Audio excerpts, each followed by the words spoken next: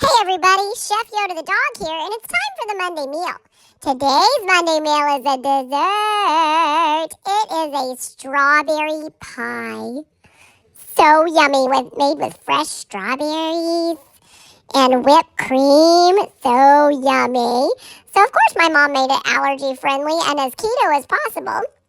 So make sure you watch the video to see how she did that. But we're also going to put a link in the description box below of the original recipe. If you like our video, please give us a thumbs up. And if you haven't done so already, please subscribe to our channel. We would really appreciate it. Chef Yoda the dog, out. All right, everybody, we're making a strawberry pie. So we have our oven at 450 for 10 to 12 minutes. There's our pie crust in there until it gets light brown. This is a wholly gluten-free pie shell, 9-inch pie shell. So comes in its own little foil container.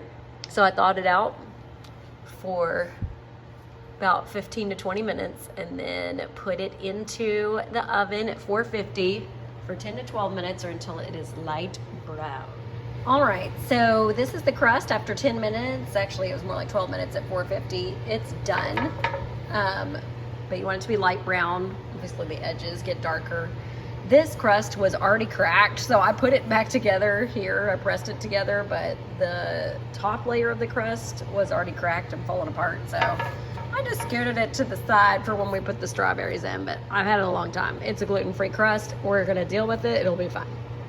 Also, I have 4 cups of strawberries here that I have washed. I have taken the stems off and I have quartered. So these are ready to put in the pie the crust once it cools. So you gotta let it cool first.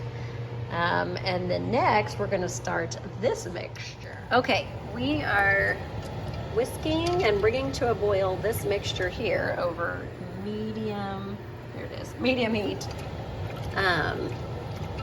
This is 2 tablespoons of cornstarch and it's 3/4 of a cup granulated sugar and a cup of water.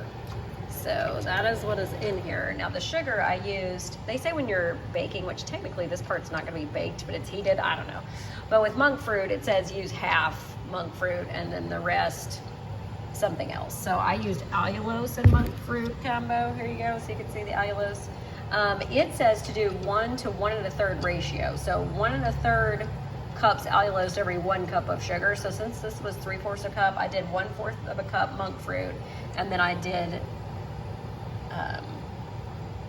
like 2/4, 3/4, yeah, 2/4 of a cup allulose. But then I added 2/3 more to that of allulose since it is not as sweet. It's about 70% sweet as sugar, so you want to add a little extra of that. So that's to our 1 cup water and 2 tablespoons cornstarch. Constantly whisk it, bring it to a boil, let it cook for 2 minutes is what it says, until it thickens. So that is what we are doing. Okay, we brought this mixture to a boil and cooked for 2 minutes until it thickened, which it did, as you can tell. And so then we added in our 3 ounces of strawberry jello powder, and we're going to whisk it until it is completely dissolved. So strawberry jello powder, 3 ounces, that's what a box is right there. So you whisk it until it's dissolved. You remove it from the heat. So notice our burner's not on anymore. We've taken it off there. Remove it from the heat and you let cool for 15 minutes. So once everything's dissolved, which it looks like it is, then you let this cool for 15 minutes. In the meantime, once the pie crust was completely cooled, and just ignore, it's not going to be pretty. It's gluten-free. It breaks up really easily. However, it's in there. It's in there. It's going to be nice and crunchy later. So you dump all your strawberries in that you've already quartered into the pie crust. So it cooled. We dumped our strawberries in. Now we're waiting on this to cool for 15 minutes, and then we will pour this in there.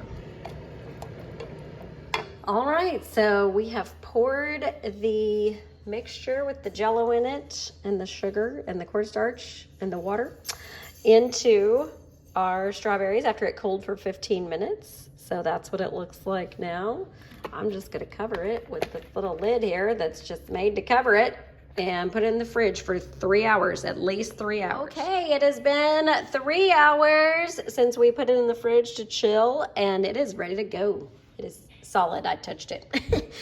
Now, at this point, you can choose to serve it with whipped cream on top, and I use Cocoa Whip. It is a non-dairy, so delicious brand made of coconut milk. You can either put that all over the top, or you could give people their slices and then ask if they want whipped cream on top. So it's up to you. But this is the way it looks in the link I'm going to put in the description box below. They just did this, and then if you want the whipped cream, you can put it on there. So I'm going to offer everybody the option, but this is what it looks like. Doesn't it look delicious? Yummy, yummy. Enjoy. Happy Monday. Bye.